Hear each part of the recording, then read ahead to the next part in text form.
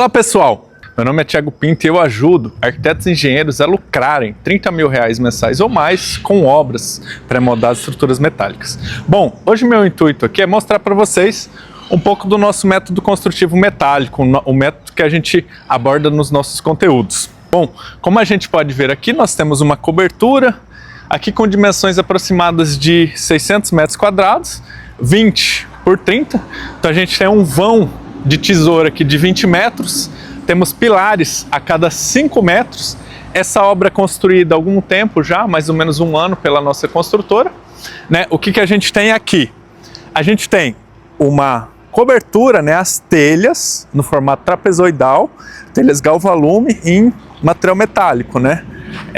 Nessa telha, neste caso aqui, ela tem um recheio térmico, termoacústico em isopor com a espessura de 30 milímetros, e esse isopor vai dar uma proteção, né, tanto a proteção térmica para a cobertura, para o ambiente que vai estar embaixo, quanto acústico, né? Então isso traz um conforto para as nossas obras.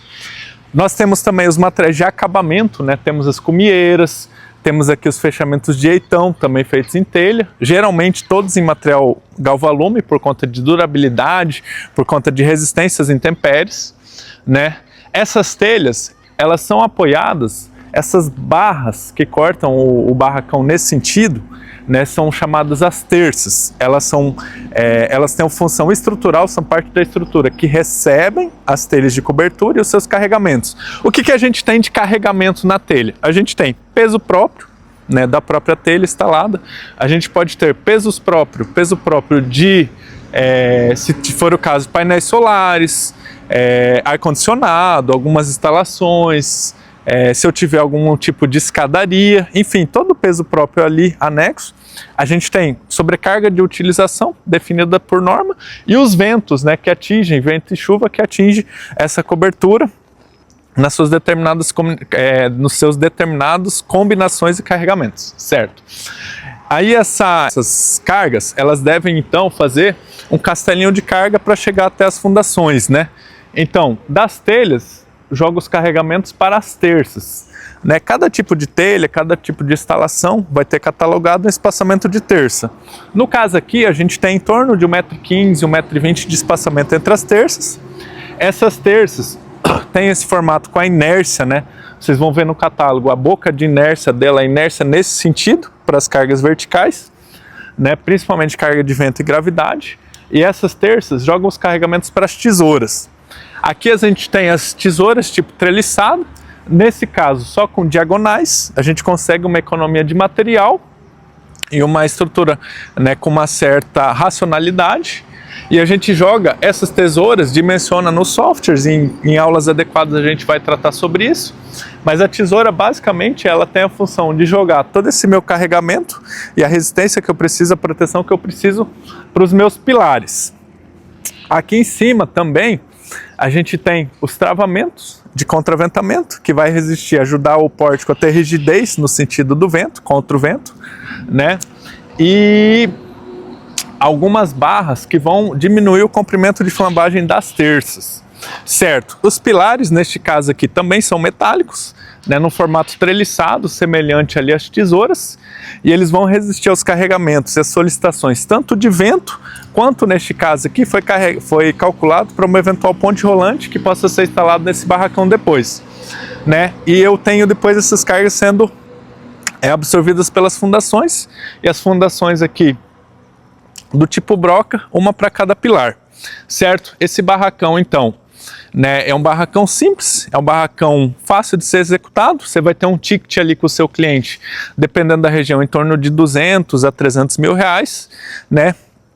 E aí que eu digo que é um barracão que é executado ali em relação em torno de 3 semanas, e você consegue ter uma margem boa de lucro, né? E executar 1, 2, 3 barracões desses por mês e ter faturamentos ali de 30, 50 mil reais de lucro mensal.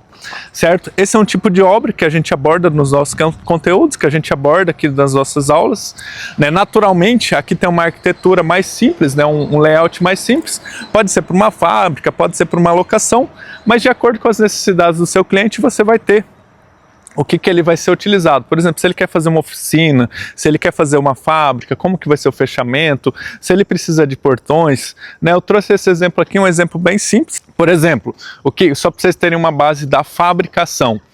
As telhas a gente já compra pronto, todo o material de cobertura, praticamente você só precisa encomendar para a fábrica e ele vai te dar lá os tamanhos. Geralmente, por exemplo, aqui na cidade a gente tem um limite do tamanho da carreta, né? As carretas de 12 metros, então a gente consegue comprar telhas de até 12 metros. As terças, elas já vêm prontas para a pintura, né? Geralmente em barras de 5 ou 6 metros, de acordo com o seu layout estrutural, a gente já vem com as terças já prontas para as operações de pintura.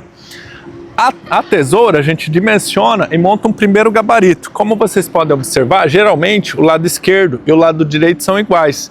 Então o nosso encarregado, né, o encarregado de produção, ele monta um gabarito de um lado e a partir disso ele consegue, a partir do projeto de engenharia que a gente passou para ele, esse gabarito montado, ele gabarita lá na fábrica, tira todos os tamanhos, corta as primeiras peças e a partir disso é uma repetição de todas as outras peças. Então ele fabrica, no caso aqui, ó, são 7 tesouras, 3, 4, 5, 6, 7 tesouras. Então ele fabrica 14 meias tesouras a partir de um gabarito só. Então ele consegue uma velocidade. A mesma coisa acontece com os pilares, são 14 pilares, mas todos a partir do mesmo gabarito, de um gabarito só. Então ele fez o primeiro gabarito, teve um trabalho um pouco maior no primeiro, as outras 13 peças são apenas repetições da primeira meia tesoura, assim como os pilares, né? Então a gente tem uma padronização que facilita, tanto a gente confere enquanto engenheiro, conferiu, soltou o primeiro gabarito, né? A gente já tem todas as outras tesouras gabaritadas a partir da primeira, né? Assim como soltou o primeiro pilar, todos os pilares gabaritados a partir do primeiro. Chegou aqui na obra, é uma obra relativamente simples, né? Ela tem um vulto grande, mas a gente faz um gabarito, confere os níveis, faz um gabarito externo, loca ela, executa as fundações. Então, assim, como eu digo, é uma obra que tem uma certa facilidade de execução e um valor agregado maior do que alguns outros tipos de obra residencial e etc. E a gente tem uma racionalidade muito maior. Certo? Tem alguma dúvida? Comente aqui embaixo. Gostou? Compartilhe com seu colega e nos siga para mais conteúdos desse.